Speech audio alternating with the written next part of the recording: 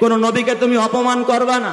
আয় আল্লাহ, ছেলের সামনে পিতার এই বিভীষিকাময় অবস্থা, এটা কি করে একজন ছেলে হাসরের ময়দানে সহ্য করবে? আল্লাহ, আমি সহ্য করতে পারি না। আল্লাহ, তোমার ওয়াদা সত্য। আয় আল্লাহ, আমার বাবা আজর আমার কাছে সুপারিশ চায়। আল্লাহ গো, আমার বাবারে একটু মাফ করা যায় না? আল্লাহ তাআলা ডাক দিয়া বলে, ও ইব্রাহিম, তুমি যেটা বলেছো এটা সত্য, এটা আমার ওয়াদা, কিন্তু তুমি কি আমার এই ওয়াদা জানো না?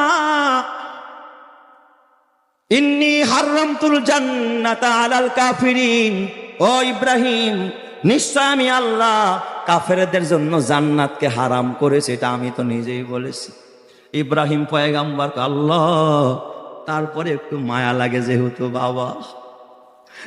বাবা আল্লাহ একটু মায়া লাগে। আল্লাহ তাআলা বুঝতে পারলেন ব্যাপারটা। আল্লাহ ডাক দেয়া কয়, খলিল আমার।